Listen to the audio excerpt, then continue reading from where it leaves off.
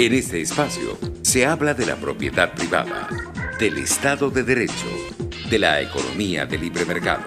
Se habla de principios y funciones de la libertad en todos los ámbitos de la vida nacional. Aquí se habla libertad. RCR presenta Aquí se habla libertad con Víctor Maldonado.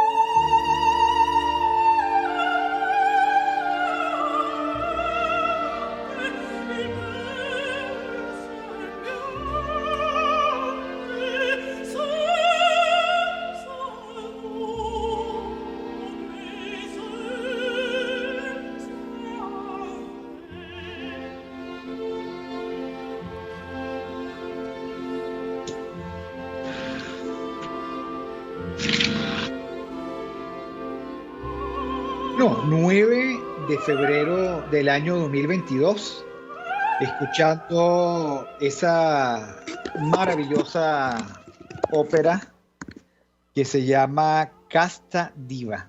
Es una de las arias de la ópera Norma y digamos que podríamos traducirla como plegaria a la luna. Casta diva que plateas aquello que alumbras, ¿no? Y en este caso interpretada por René Fleming. Esta es una ópera de 1831. Fue un exitazo desde el principio.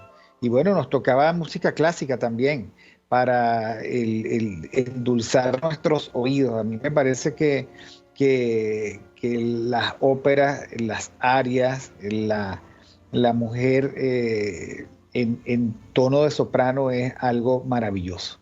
Casta Diva tiene una magnífica interpretación con María Callas, que también está en YouTube y que yo los invito a que precisamente lo escuchen. Gracias a todos los que están en este momento conectados a través de rcr750.com, @rcr750 y también por el canal de YouTube. Todos los amigos que se conectan en el canal de YouTube, muchísimas gracias por estar con nosotros. Gracias a Jaime Nestares en la dirección general de la estación. A Wilipsa Arcaya en la gerencia de producción, nuestra maravillosa Catherine Manzano en la producción, el maquillaje, el arreglo de la barba de mi queridísimo amigo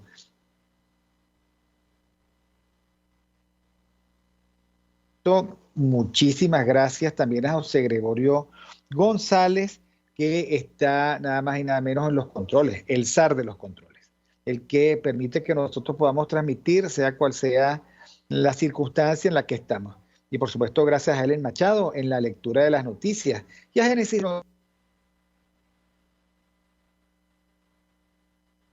con el gran Miguel Fontán. No sé si se me recorta. Ahora, miércoles perspectiva con Miguel Fontán. Me escuchen bien con los audífonos. Ahora sí me escuchan. Ahora te escucho. Antes te escuchaba, pero entrecortado. Sí. Bueno, algunos problemas todavía. En lo que puse Windows 11, esto se desbarató. ¿Ah? El Windows 11 es como la versión beta del sistema político que nosotros tenemos, más o menos. Exactamente. Y por supuesto eso hace que nosotros nunca podamos hacer las cosas perfectamente. Bueno, eh, gajes del oficio, mi querido Miguel Fontán. Ya estaba desesperándose Catherine, que me decía que no se oye, no se oye. Bueno, hoy es miércoles de perspectiva, Miguel. Y precisamente nosotros luchando y sufriendo, precisamente por esta versión beta, delta de la política venezolana, de muy mala calidad, y que uno no termina de entender. Uno no termina de entender las reacciones. Y la gente se ofende porque dice, bueno, pero ¿por qué irritan tanto? Bueno, porque es que cada día son más desfachatados. Hacías tu referencia en uno de tus tweets a la reacción de algunos dirigentes políticos con el anuncio, que además no sabemos si es anuncio, si es la preparación, si forma parte de la negociación. La verdad es que esta es una política de cañerías. Ese es el problema. ¿Y en qué consiste una política de cañerías? Que nunca sabemos lo que está pasando por allí. Nunca sabemos, porque las cañerías están enterradas. ¿Ok? Y se supone que uno entiende la lógica, pero lo que uno no puede soportar es que por la vía de las cañerías se decida todo. Ahora sucede que luego de la euforia, el clímax de un nuevo CNE, que terminó siendo esto, una versión muy mala de lo que debería de ser un tribunal electoral, ahora vienen los mismos productores, con los mismos directores y el mismo elenco del fracaso a decir que viene un nuevo Tribunal Supremo de Justicia. Yo no sé si ustedes vieron, mis queridos oyentes, la inauguración del año judicial. Yo no sé si ustedes oyeron el discurso. No sé tampoco si el discurso de la magistrada. No sé si oyeron allí a Nicolás Maduro. Pero yo no los veo en la disposición de entregar tanto solaz para hacer un tribunal judicial más institucional, entre comillas. Entre otras cosas, porque vamos a estar claros, el uso de la fuerza, la esencia de la arbitrariedad tiene que ver precisamente con el control férreo que Mano de Hierro tiene en las instancias judiciales. Hace lo que le viene en gana precisamente porque tiene los tribunales a su disposición. Y lo que él no quiere hacer directamente lo hace a través de esos tribunales. ¿Qué opinas tú, Miguel? Estoy de acuerdo contigo. Pero antes que nada, saludos a todos. No te estoy oyendo mucho. ¿Ahora? Te estoy oyendo muy bajito. Bueno, gracias por esta nueva oportunidad de este otro miércoles de perspectiva para analizar la situación política, que parece un loop, ¿no? Pero siempre creo que hay espacios para la pedagogía política, que es al final lo que debemos apostar. Es un camino más largo, pero es un camino más seguro. Paradójicamente, los atajos son aquellos que nos pueda brindar esta oposición o esa categoría que tú que brillantemente catalogaste como opolaboración, porque eso es lo que es, ¿no? Y a mí me gustó mucho la metáfora que utilizaste de la cañería, porque esto es lo que baja por ahí es una cañería, pero en el lugar de que debía tener las aguas blancas. Entonces nosotros, cada vez que abrimos el grifo, en vez de salir agua blanca, sale esta podredumbre, ¿no? Yo le complementaría con esa otra metáfora, porque tú no esperas nada de la cañería. Ahora, tú sí esperas de las instalaciones de agua blanca que te den agua limpia para bañarte, cocinar, etc. El problema que nosotros tenemos en la política es que cuando abres el chorro, sale estas cosas que uno ya está acostumbrado, pero nunca dejan de asombrarte, y creo que eso también debemos procurar, que nada nos deje de asombrar, porque si nos acostumbramos, pues muy poco podemos hacer para recuperar el camino. Entonces, esta propuesta de institucionalidad no es más que el desarrollo de un proceso de colaboración que esta oposición tiene años construyendo. No es ahorita solamente.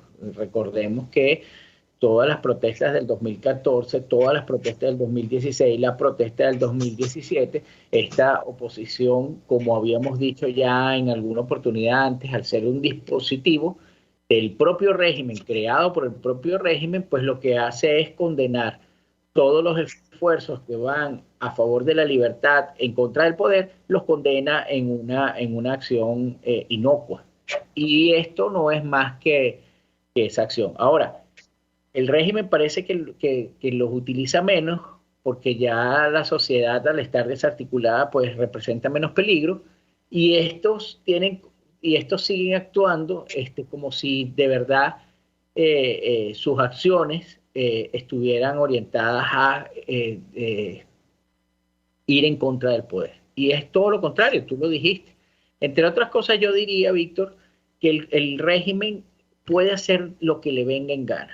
Lo que pasa es que él utiliza instrumentos, no siempre lo hace él, porque, bueno, los convertiría, los evidenciaría con los arbitrarios que son, y entonces utiliza las instituciones, que además las tiene él, las creó él, y las utiliza simplemente por fachada, porque aquí vamos a estar claros, o sea, aquí el poder está concentrado en uno solo y en un solo espacio. Los demás son actores en el que les dan un papel para desarrollar, pero ninguno tiene autonomía.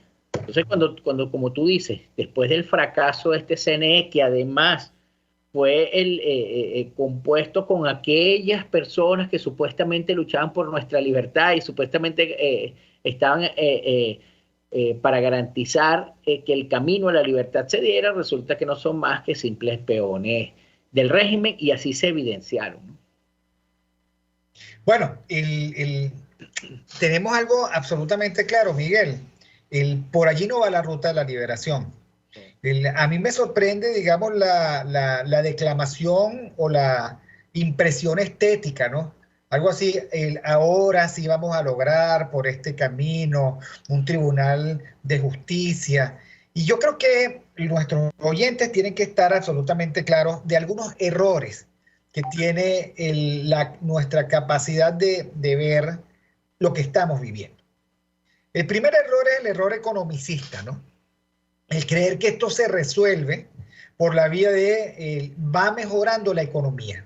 Y bueno, ya vimos los grandes anunciadores de la normalización económica recibieron no uno, sino dos sablazos, pero de inmediato. La reforma del impuesto y la reforma de la ley de notarías y registros. ¿Ok? ¿Por qué?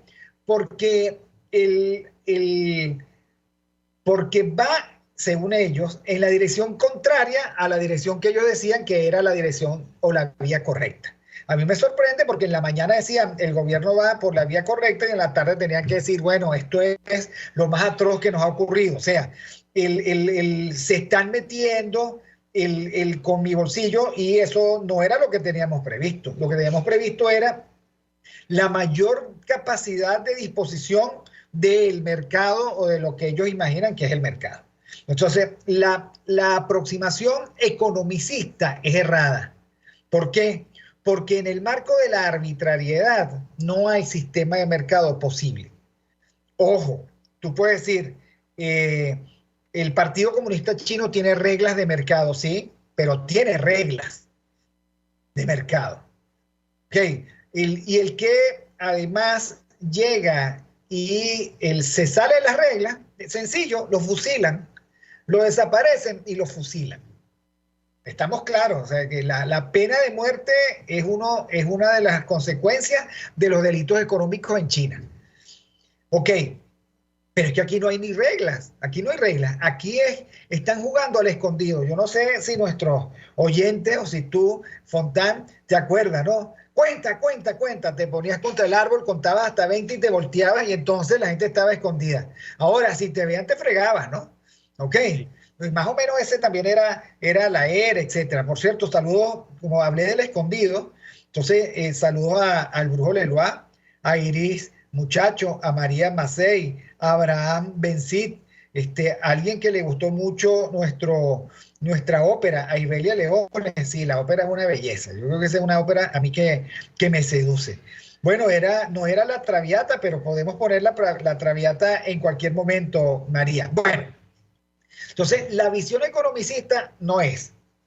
Ahora otra mirada errada es la visión, digamos, juridicista.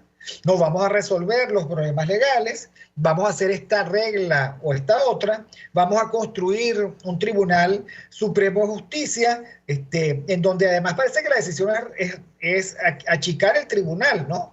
Y tal vez darle, en eso los adecos y la vieja política es experta, darle la cuota al que la pida. Por cierto que siempre se la dan a los adecos, pero los adecos son, digamos, los batequebrados de esta política chimba de cañerías, ¿no? O sea, los que están más dispuestos a doblarse, a partirse, a hacer todas las contorsiones que sean necesarias, ¿ok? Para ajustarse a la cuadratura del círculo del socialismo del siglo XXI. Y entonces, no entienden que también recibieron sus sablazos. Y el sablazo fue el CNE. O sea, supuestamente colocamos en el CNE a dos héroes que trajimos del Olimpo, a Roberto Picón, digamos que es un santo, y a Márquez, que es, digamos, un político respetable, bla, bla, bla, bla, bla. Y bueno, le dieron sablazos dobladitos y con retruque. ¿Ok? Yo creo que ya ellos perdieron, por supuesto, todo el capital de autoritas con el que llegaron. Si alguien cree en ellos todavía, pues es tan ingenuo como ellos, porque, de nuevo, no, ellos hicieron caso omiso de que el Tribunal Constitucional, electoral, perdón, es el jefe del CNE, o sea, es la alzada que además toma decisiones sin ser alzada, simplemente se entromete y ya. Dice que eso es un caso judicial y bueno, repite elecciones, se roba la pelota, cambia el árbitro del juego, decide, digamos, votar a 4. Él dice, estos no son los jugadores, trate los jugadores de quinta división, con eso es que va a jugar, etcétera, y organiza su juego. Entonces, claro, todo esto nos deja a nosotros en una circunstancia como de gran perplejidad. No hay señales de que el gobierno se comprometa con un proceso de normalización económica que permita a los actores económicos invertir en Venezuela, no los que ya están aquí clavados, que se deben estar yendo con las últimas medidas, sino con aquellos que podrían asomarse al globo terráqueo y decir, ay, mira, Venezuela es un territorio para invertir. Esos no vuelven, mejor dicho, no vienen. ¿Ok? No es como volverán las oscuras golondrinas a tu balcón sus nidos, en tu balcón sus nidos a colgar, ¿no? No. Es que no vuelven. No vienen, no vuelven.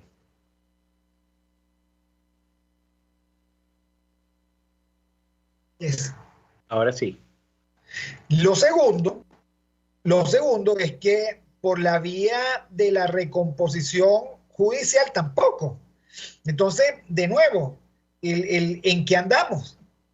Bueno, me gustó esas dimensiones que tú utilizas porque nos da la oportunidad de hacer la pedagogía o de repetir lo que nosotros siempre decimos, ¿no? En el caso, voy a empezar por la última dimensión que tú utilizas, que es la jurídica, y ahí yo creo que los argumentos que tú colocas son irrefutables en términos de la realidad. Por supuesto que puedes, desde la retórica, cualquiera puede armar una justificación, pero lo cierto, Víctor, y lo hemos conversado antes, es que lo jurídico siempre es la clausura de algo que instituye lo político. Entonces, lo político hace un cambio, hace una transformación del sistema y diseña lo jurídico para clausurar y mantener ese cambio que hizo. En ese caso es muy ingenuo pensar que a través de lo jurídico vamos a combatir al régimen cuando este régimen está en el poder. O sea, tú, por supuesto, puedes combatir al régimen desde lo jurídico, pero tienes que alcanzar primero el poder bajo esta lógica que estamos hablando. O sea, lo jurídico siempre es el acto de cierre de un evento político instituyente.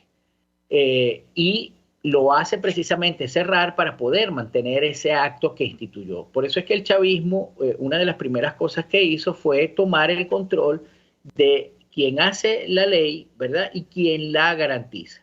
Es decir, Asamblea Nacional y Tribunal Supremo, por supuesto, aparte del Ejecutivo, que es el que tiene el poder. Entonces es muy ingenuo, muy irresponsable, es imperdonable que alguien que es miembro de la Academia de Ciencias Políticas y Jurídicas, que eso es algo que en algún momento habrá que arreglar, porque el abogado no puede pensar lo político en momentos como este, porque precisamente se pierde en el procedimiento. Es inaceptable e imperdonable que uno de esos miembros plantee la posibilidad de una lucha para lograr o para transformar este sistema que tenemos desde la elección de magistrado del TCJ. Yo no sé si eso es una burla o una ingenuidad. Uno podría pensar que es la maldad que se reproduce constantemente en el pensamiento de estos seres y entonces con su desprecio hacia la sociedad lanzan estas propuestas. Yo, lamentablemente, no se puede ver la intencionalidad de manera tal que todos podamos señalarla. Uno la puede presumir, pero es una irresponsabilidad absoluta y no merece ninguna consideración que alguien que entrenó su pensamiento para analizar hechos políticos y jurídicos plantee eso hoy en día. Eso, yo creo que ya eso nos cierra el tema jurídico. Sobre el tema económico, yo estoy de acuerdo contigo. Casi todos, digo casi todos porque habrá alguien que habrá analizado, algún economista que habrá tratado de analizar este sistema como un sistema financiero criminal, como un sistema económico criminal, pero yo no lo he visto todavía. Todos los economistas que he visto están perdidos en precisamente lo que tú dices, están analizando una lógica de un ecosistema criminal que ya sabemos cómo es, porque lo hemos conversado muchas veces en este programa. Repite y constantemente principios y valores que no son posibles analizarlos desde un sistema democrático ni desde una economía de libre mercado, como la conocemos, y entonces constantemente están pelando el pedal. Entonces, en algunas veces lo alaban, en otras veces apoyan, porque tú no sé si recuerdas, pero al principio de toda esta normalización, había economistas que decían, mira, hay que hacer negocios, hay que ponerse en Venezuela a ver la prosperidad. Entonces, bueno, uno tendrá que hacer negocios con esos enchufados que uno no sabe. Yo no sé si recuerdas eso, pero no poco economista aupó eso. Entonces, claro, cuando el régimen no está construyendo un sistema financiero normal, está construyendo o está tratando de construir un sistema financiero criminal, pero también una lógica de mercado criminal. En esa construcción, porque vamos a estar claros en algo que también lo hemos dicho, el régimen en su inicio está bajo la tutela caribeña, que la tutela caribeña lo único que sabe es de destrucción y de chuleo, no sabe construir más nada. Por eso es que cuando uno veía los intercambios con los chinos le decían una cosa que aquí ni siquiera se cumplía, porque estos están en una lógica de chulería y de destrucción. Pero sí, esto es la solidaridad de los pueblos, y por eso no llevan contabilidad. Mientras que los chinos llevan contabilidad y el que no le entrega buena cuenta, lo fusilan. Es más, yo creo que más de una vez habrán querido fusilar a sus contrapartes venezolanas, claro, por desorden. Pero es que ahí tienes lo que pasó con el fondo chino. O sea, hubo un inicio para transformar esa economía que venía, vamos a decirlo así, esa economía blanca de capitalismo más o menos liberal. Digo más o menos liberal porque nunca lo tuvimos.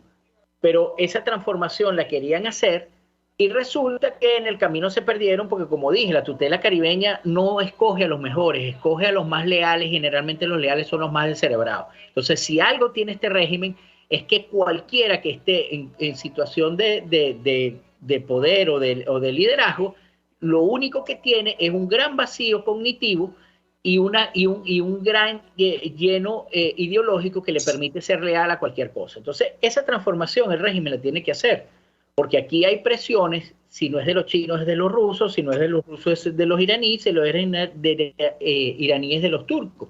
Pero aquí tienes que transformarte en lo que nosotros llamamos capitalismo totalitario, que es ese bienestar, entre comillas, material a cambio de tu libertad política y tu libertad personal. Esa transformación la está haciendo el régimen, o sea, está transitando eso. Entonces, por supuesto, quien analiza esos cambios, quien analiza esas acciones que van en ese proceso de transformación desde el libre mercado, siempre va a pelar el pedal, siempre. porque este régimen no lo hace porque sea algo coherente, sino este régimen lo hace porque hay que ir clavando las estacas para poder armar la cerca. Entonces, mira, lo único cierto es que cada vez que el régimen hace una limpieza de bandas, la gente lo que piensa no es que está tratando de controlar al malandraje, sino de hacer una redistribución. Bueno, ahí hay claridad en lo político. Ahora, en lo económico también tiene que buscar esa claridad y los economistas tienen que empezar a aventurarse en la especulación, dejar el positivismo, porque en comunismo, y yo creo que en el mundo occidental hoy en día es muy difícil el positivismo al que estamos acostumbrados, porque siempre habrá evidencia que falsee la realidad. Eso es lo irónico.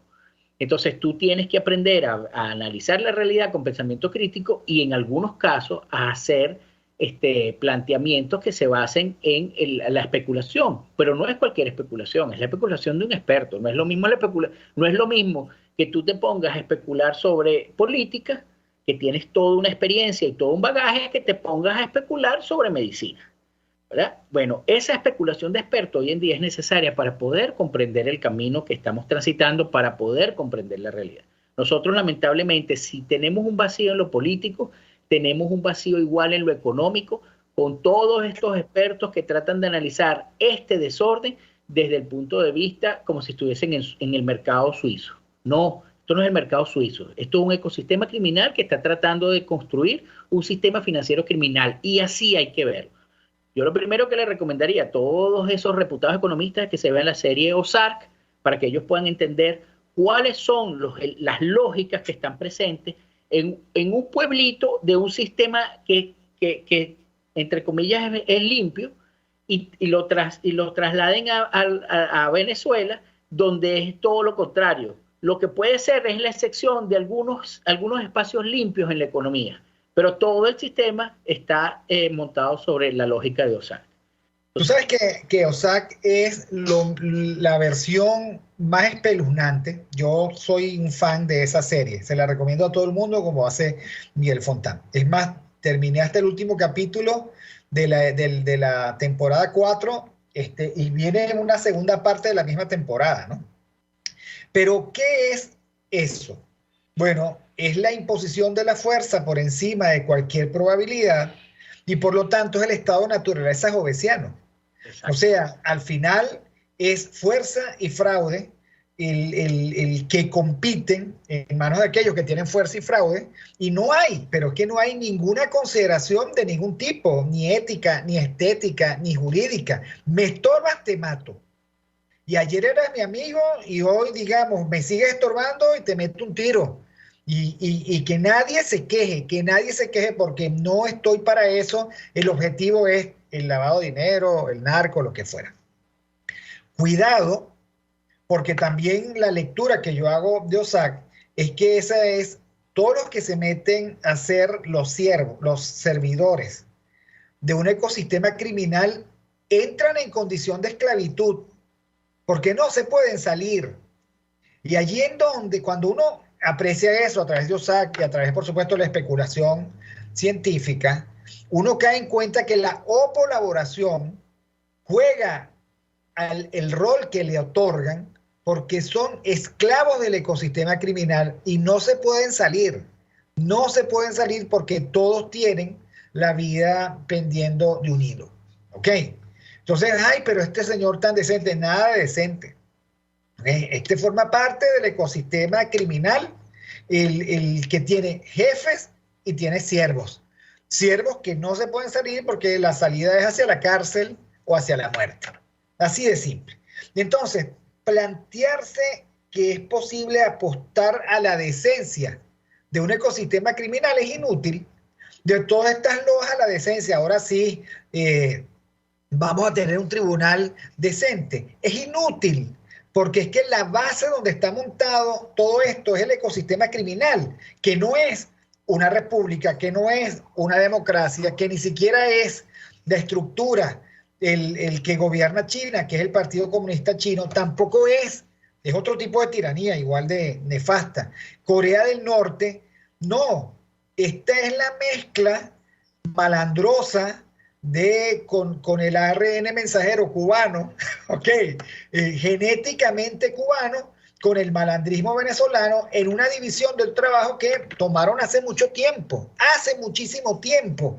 Se viene denunciando a Venezuela como una de las partes prominentes de los cárteles de aquí y de allá, y su especialización en el lavado de dinero, OSARC. Cuidado, esto es información pública, ustedes se meten a las actas del Comité de Política Exterior del Senado norteamericano, pero no ahora, de hace 10 años, y están, digamos, todas las comprobaciones y todas las conjeturas sobre el papel de Venezuela. Ahora, eso a nosotros nos coloca en la obligación de caracterizar a nivel de detalle al régimen, que es maquiavélico, que no tiene interés en compartir el poder, que no concede espacios, sino en el marco de una trama de su propia conveniencia. ¿Con quién trabajó esta etapa? ¿Ok? ¿Cuál es la pequeña parte de la ópera que va a desempeñar este? ¿Dónde está el bufón? ¿Dónde está? Búsquenme al bufón. Este es el bufón de este momento. Y mientras tanto va, digamos, aparejando, no exento de dificultades, porque no es verdad que todo es placidez. No, dentro del ecosistema criminal hay un bojotal de problemas, muy probablemente, pero cuidado, el poder está absolutamente concentrado y no está concentrado precisamente del lado de la colaboración. Ahora, dicho esto, ¿qué podrá negociarse en México o en cualquier lugar del mundo con un ecosistema criminal que hizo la mesa perfecta? La mesa perfecta es esta. El régimen por una parte y sus esclavos al frente, sus siervos al frente. No están negociando con el país. Porque es que en esta política de cañerías el país no está. Pero bueno, para estas reflexiones que va a desplegar Miguel Fontán, saludos a Abraham Bencit, que siempre está presente con nosotros. Y Belia Leones comentando la serie Ozark. A mí me encanta esa serie. Y ahorita empecé a ver Breaking Bad para, digamos, hacer el complemento. Yo no la había visto. Me parece, digamos, muy angustiosa la circunstancia del profesor de química, ¿no? Porque allí hay otro punto de vista, Miguel.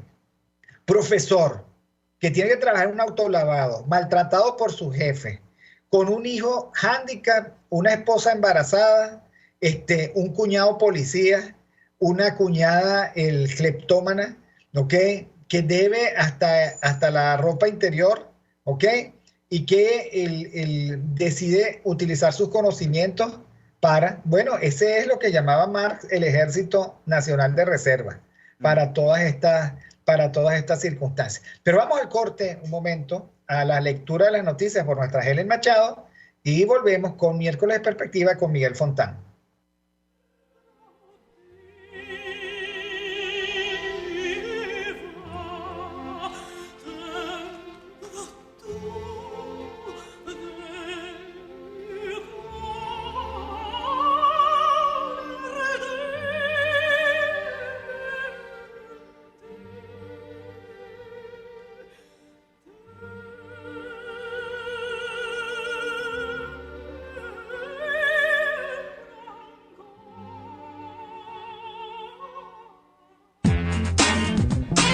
Aquí se debaten temas de interés nacional e internacional. Aquí se habla libertad con Víctor Maldonado. Solo por RCR.tv, la radio que se ve. Sintonícenos a través de Periscope, @RCR750, la radio que se ve. Cuando hablamos de Honda, hablamos de Distaci Motors, el concesionario Honda que pica adelante en precios, condiciones y servicio. Todo el personal de Distaci Motors, tanto técnico como de atención, está actualizado, capacitado y certificado permanentemente para atender correctamente tu vehículo. www.distaci-honda.com.ve. Distaci Motors, tu concesionario Honda en Los Palos Grandes.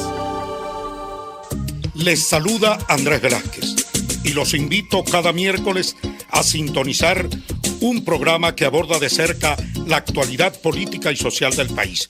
Contigo, Andrés Velázquez. No te lo pierdas. Contigo, Andrés Velázquez, solo por RCR 750, la radio que se ve. Informe RCR presenta titulares. Venezuela registró 1.560 nuevos contagios de COVID-19 y todos fueron por transmisión comunitaria. El Instituto Nacional de Aeronáutica Civil, INAT, informó este 9 de febrero la autorización de los vuelos hacia Portugal. Sociedad Civil y gremios de Falcón, Nueva Esparta, Táchira, Lara y Yaracuy debatieron su preocupación ante la grave crisis de violencia e inseguridad en Venezuela. Más allá de nuestras fronteras, embajador de Estados Unidos en Venezuela, James Story, exigió la liberación del estadounidense Matthew Heath, preso en Venezuela por el gobierno de Nicolás Maduro. Suecia eliminó todas las restricciones por COVID-19 y dejó de considerarla enfermedad crítica. Y en los deportes, la Federación Nigeriana de Fútbol ha descartado al portugués José Pexeiro, ex seleccionador de Venezuela, como entrenador de la selección nacional de ese país africano. Hasta aquí los titulares de esta hora, les informó Helen Machado. Sigan con la programación de su RCR.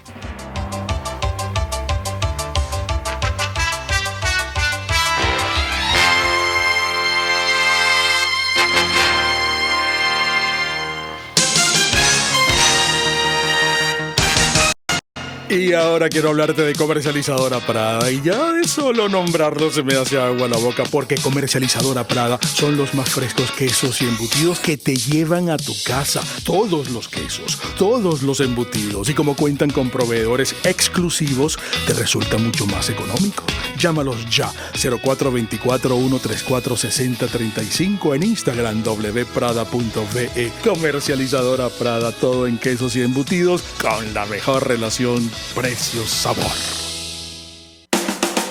Ante el agobio diario, siempre se agradece una pausa. De lunes a viernes, Verónica Oliveros te trae un cafecito para el alma en Sin Estrés, la revista radial de Radio Caracas Radio, con música, cultura, salud, emprendimiento, terapia, astrología y más. Cada tarde a las 3 nos ponemos en modo Sin Estrés por RCR, la radio que se ve. RCR 750 AM, porque lo bueno une.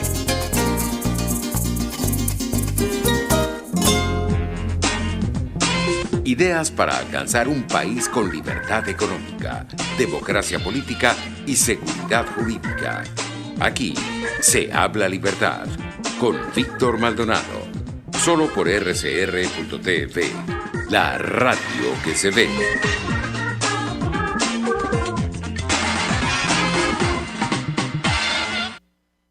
Bueno, continuamos con Aquí se habla libertad, hoy 9 de febrero del año 2022, a días del Día de los Enamorados.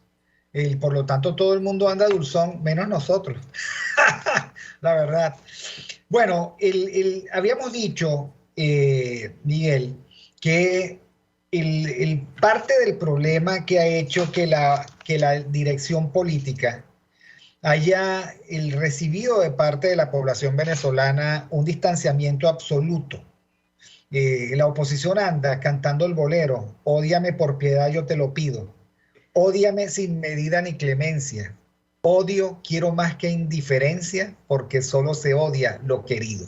Y sucede que los venezolanos están ignorando olímpicamente a la oposición.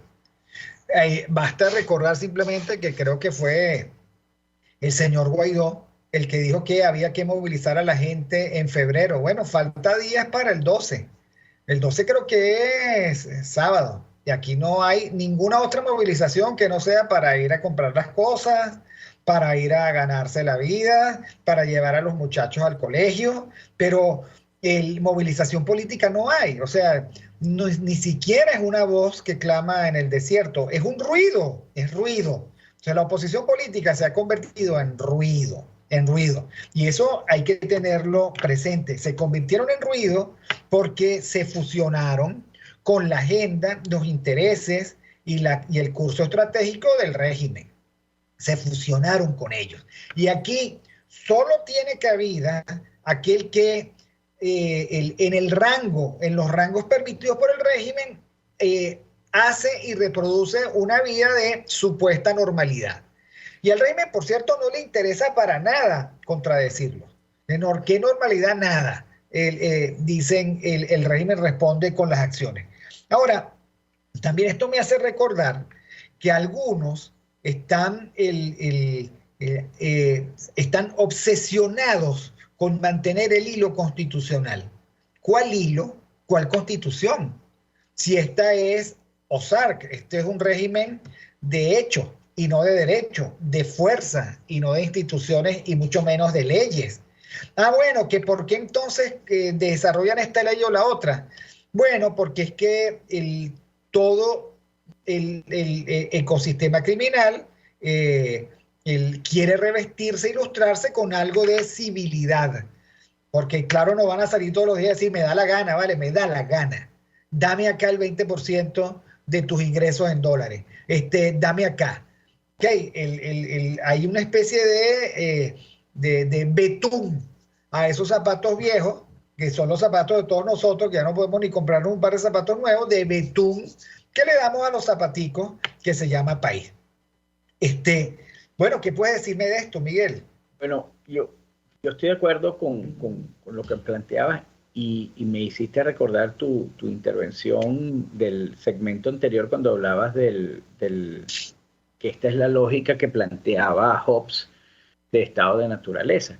Y yo estoy de acuerdo. El régimen siempre ha planteado, de hecho, cuando uno estudia algunos autores que se dedican a la filosofía política, esos autores ya en algunos sistemas políticos democráticos ya planteaban esa pequeña lógica de estado de naturaleza dentro de ese sistema. Lo que pasa es que uno nunca los supo desarrollar esa idea.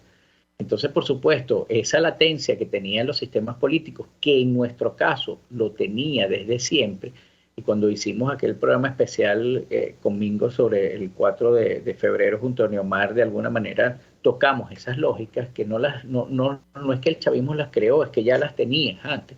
Por supuesto, en la medida que esas lógicas se desarrollen, implosionan el sistema, que fue lo que nos pasó a nosotros. Ahora lo que tenemos es una gran lógica de estado de naturaleza que se hace, la lógica criminal, la lógica del ecosistema criminal, es el estado de naturaleza pleno en lo que es legítimo, lo que yo pueda hacer y lo que quiera hacer.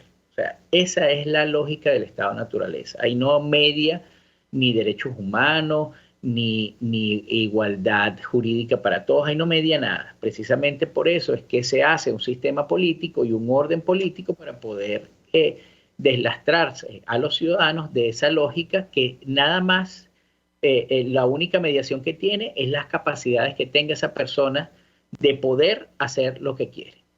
Entonces, claro, frente a eso, Víctor, cuando tú planteas por qué hay algunos que quieren mantener la lógica jurídica que ya no existe, bueno, hay algunos que quieren mantener la lógica jurídica que ya no existe porque es la única manera que ellos tienen de aproximarse al mundo y ellos no entendieron que todo ese entramado que estaba presente antes, con el que se desarrollaron antes, con el que fueron a la universidad y con el que se metieron en la política a degradarla, ya no existe.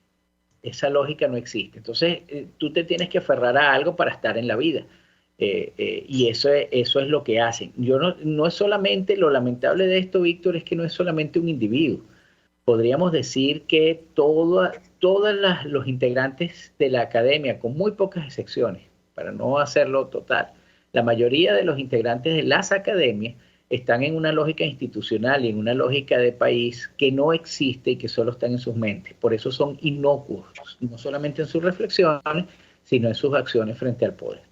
Y mientras nosotros no podamos renovar el espacio donde nace la razón y nace la ilustración para poder ayudar al ciudadano a vencer sus limitaciones cívicas, que es la academia y las academias, pues nosotros no tendremos ninguna vida dentro del tejido social que nos ayude a no solamente organizarnos y no solamente articularnos, sino a orientar nuestras acciones en función de un país de libertad. No creo que definitivamente lo veamos. Yo creo que si nos va bien, y esta es la ironía, más que ironía, casi que es una aporía. Si nos va bien, lo que veremos es la instauración de un capitalismo totalitario que nos dé por lo menos esa sensación de bienestar material a cambio de la renuncia de lo político. Ahora, ¿a quiénes afectará la renuncia de lo político? Bueno, muy poca gente, creo yo, Víctor, porque cuando tú te pones a analizar los temas de la juventud, te encuentras que en ella no solamente hay una incapacidad fuerte de analizar, de comprender los hechos, sino también de interesarse por los hechos. Cuando uno ve, no hablemos de la juventud venezolana porque sería como muy fácil, ¿no? Digo muy fácil porque el sistema educativo está derrumbado, las pocas universidades que quedan son más un club de amigos que sirven de plataforma política para un grupo político que, como tú dices, está desorientado y está errado.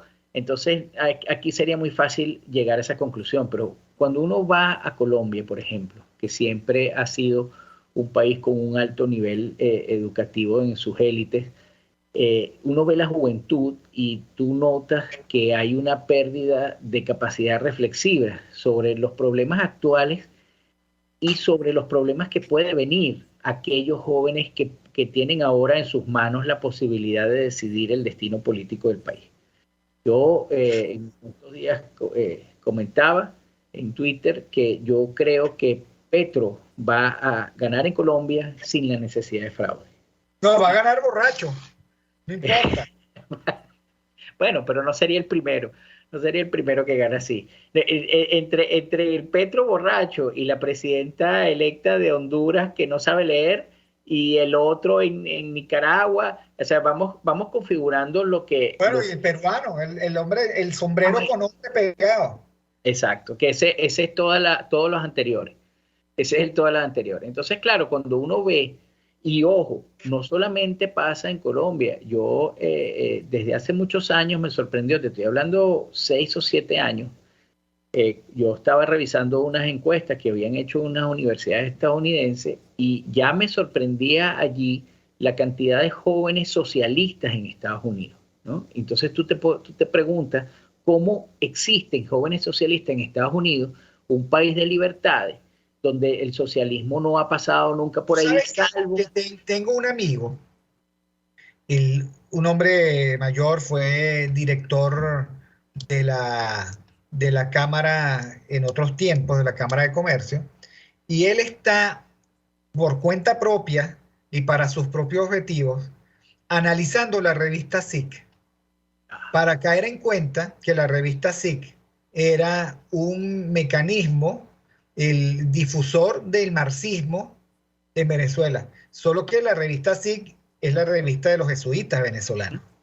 Y entonces eso que tú dices, bueno, el por qué nuestros muchachos son socialistas, porque eso se les enseña.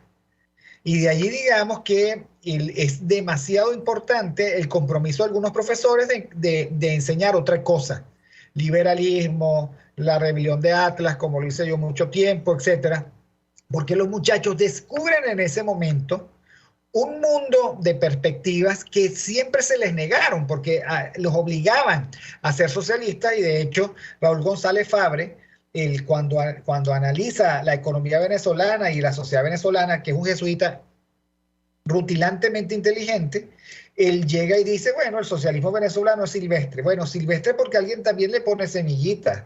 Entonces, claro, ¿cómo se repiten los arquetipos venezolanos? A través de una generación tras otra, a través de la educación, a través del modelaje, a través de la narrativa de la familia, a través de lo que te cuentan. Bueno, allí tenemos un problema. Tenemos un país o un continente o un mundo que en este momento se metió en la trampa de la narrativa socialista y no es capaz de salir de ella por su propia cuenta. Cuando tenemos al Papa que tenemos, que yo lo lamento mucho, que es un Papa de verdad sesgado, totalmente sesgado hacia los líderes socialistas, o sea, que uno ve que se identifica con ellos y que desde allí construye una doctrina del ejemplo que no le sirve a nadie, cuando ignora penurias y dolores como la de venezolanos, y cuando además participa en los mecanismos de cooperación para de nuevo instaurar la mesa de diálogo en México,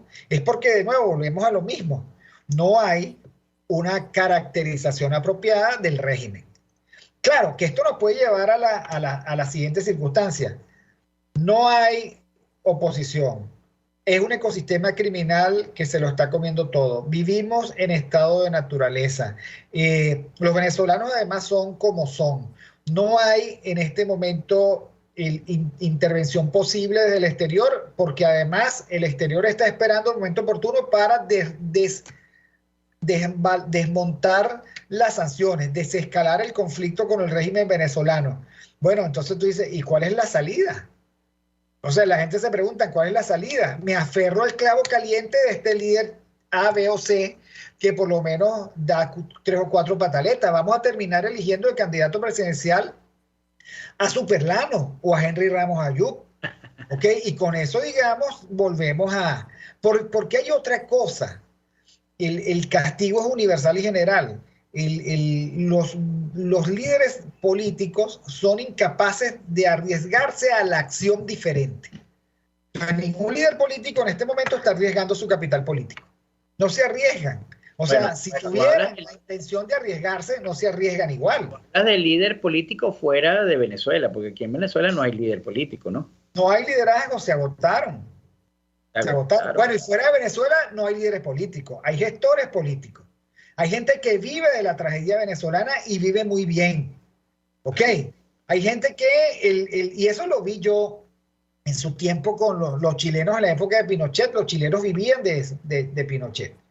O sea, vivían del contraste con Pinochet. Somos una dictadura, entonces, etcétera. Los venezolanos de la diáspora viven de la yayay, pero no están trabajando a favor del país. De hecho, es increíble porque no quiero dejar de tocar, Miguel, tu desagrado con lo que ocurrió entre Trinidad y Tobago, ese estado que nos odia, que les debemos parecer repugnantes, y la respuesta institucional venezolana, que es algo así, bueno, se equivocaron. Este es un hecho aislado.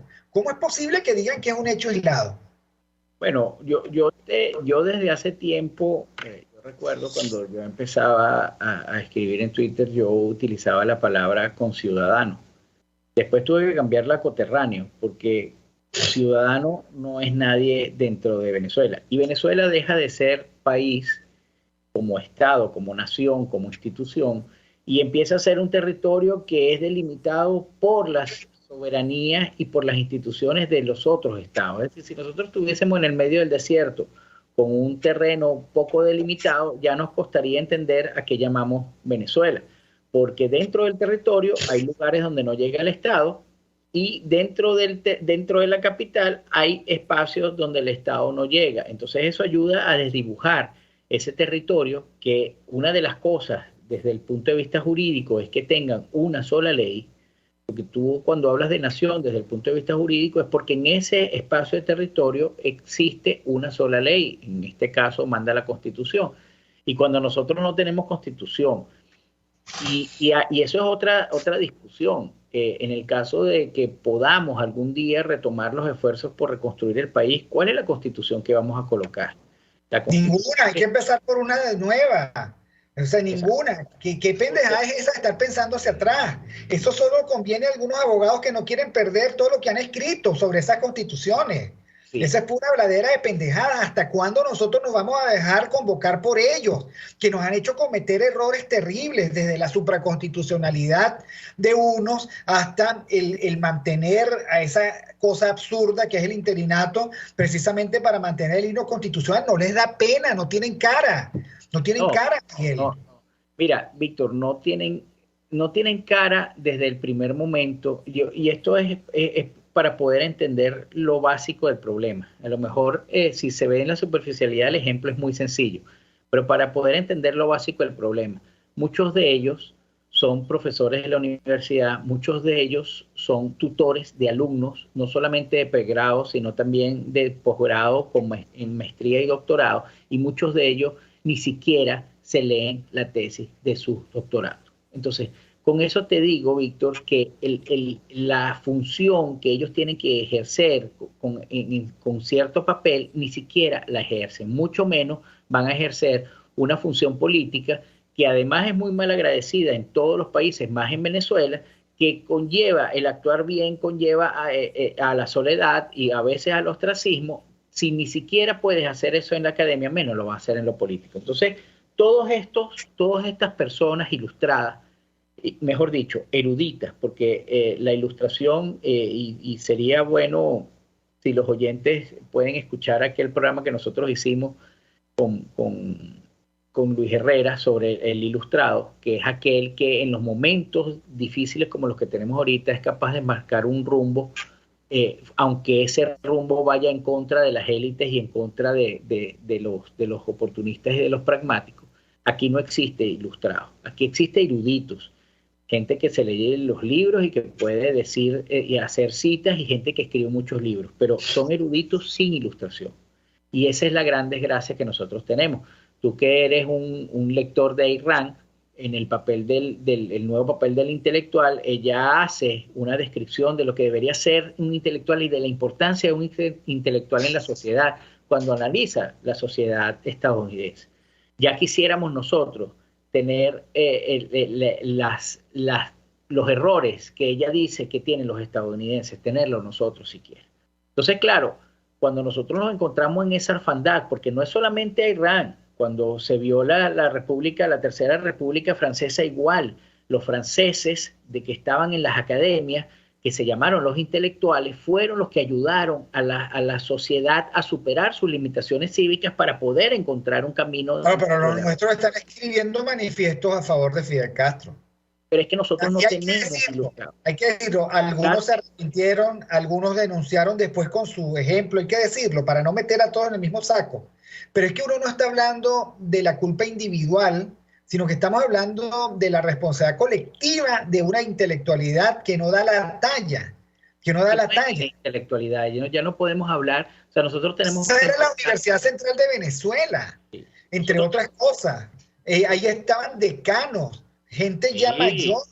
Claro, ahí estaban decanos que después pasaron a ser miembros de la academia, Víctor. Ahí estaba... O sea, ¿cuándo descubriste tú que Elías Pino era comunista? O sea, increíble la cosa. Sí. O sea, increíble. El tipo es comunista, le huele mal todo lo que no es comunista o socialista. Y Elías Pino fue la niña consentida por mucho tiempo de la élite venezolana, de la Cosa Nostra. O sea, es increíble que eso... Todavía, a pesar de que ya no está en el territorio, todavía creo que es consentido. Pero como Elías Pino hay otro, Víctor. No, yo lo estoy colocando como ejemplo, ¿no? Y como tú decías, es que el problema nace, por eso te digo, nosotros tenemos un gran esfuerzo que hacer como ciudadanos de pedagogía política, pero como tú decías, el problema es que la democracia liberal, que nunca estuvo representada por liberales, y esa es la desgracia, o sea, tú representaste a una organización que, por ejemplo, tú tenías una organización farmacéutica, pero todos eran, vendedores de fruta. Más o menos así le pasó a la política. Se llamaba democracia liberal, pero siempre estuvieron socialistas en ella, con mayor o menor grado. Llámese social cristiano, llámese socialdemócrata. Entonces, claro, esa degradación de la tolerancia hizo que la pacificación, mira, aquí la gran catástrofe, por lo menos en Venezuela, fue que los guerrilleros de las montañas pasaron con la pacificación a la universidad. A la universidad. Entonces, yo tuve una vez escuchar, y casi que me sangran los oídos, a una persona que es médico, que tiene una clínica y que estudió en la Universidad Central, diciendo, no hay nadie más marxista que yo, y yo lo único que le cambiaría a Marx es el tema de la propiedad privada. Bueno, destruiste a Marx, pero lo que está detrás de eso es el proceso exitoso de ideologización en el que un individuo nunca ve peligro a su libertad y a su propiedad cuando llegan los marxistas al poder o los comunistas. Precisamente porque son compañeros, son amigos, es una ideología con la cual yo he estado siempre afín. Y por supuesto, cuando se desarrolla esa ideología, mira los desastres que hace. Entonces, el mundo se ha vuelto, yo el otro día leía que si estamos, por cierto, son los chinos que sacaron esto, que habíamos empezado a perder un poco la capacidad de olfato, y entre otras cosas ellos argumentaban que era porque ya no estamos en la naturaleza y no la necesitábamos para sobrevivir. Bueno, nuestro olfato político se ha perdido desde las universidades precisamente porque nunca supimos colocar en las universidades gente que hablara de la libertad. Ya no estoy hablando ni siquiera militancia liberal, si es que se puede llamar militancia liberal, porque cuando uno revisa los radicales de la Tercera República Francesa, que eran radicales, no querían, las ideas que colocaban allí estaban afines con el liberalismo, pero ellos no querían ser liberales en ningún momento. Entonces, ahora, la condición connatural del hombre y su relación con los otros en libertad, pues solamente si le quieres dar alguna doctrina, la vas a encontrar solamente en el liberalismo. Pero saquemos la doctrina. Hablemos de gente que quiera formarse para la libertad, formarse para el pensamiento crítico, formarse para la verdadera tolerancia, que no sé si es porque era un pie de página en el libro de Popper, muy poca gente lo lee y cree que la tolerancia es permitir todo porque aquel tiene derecho de todo. No, nadie tiene derecho de irrumpir dentro de un sistema político, un sistema social para denigrar la libertad y la dignidad de otro. Eso no está permitido. Y en eso está ante Popper. Mientras sea ideas, está bien, pero en el que se convierte en las acciones ya hay que tener cero tolerancia. Aquí no hay cero tolerancia. El propio individuo de número que tú mencionabas antes, que está proponiendo el TSJ, ¿verdad? Ese es un representante de lo que no tenemos que tener en las academias, de lo que no tenemos que tener en la política. Porque su tolerancia... La academia es un jueguito de élite. ¿Ok? Y lo que tenemos nosotros que hacer es dejar de darle lustro y reconocimiento a eso que son instituciones muertas y sepulcros blanqueados. Bueno, Miguel, ya no podemos seguir más porque ya nos va a dar cuero Catherine Manzano si nos pasamos un minuto más. Gracias a todos los que estuvieron con nosotros. Gracias a Jaime Nestares en la dirección general de la estación, a William Sarcaya en la gerencia de producción, Catherine Manzano en la producción, José Gregorio González en los controles, Helen Machado en la lectura de las noticias y Genesis Rodríguez en la producción de contenido. Gracias a todos y nos vemos en otra oportunidad.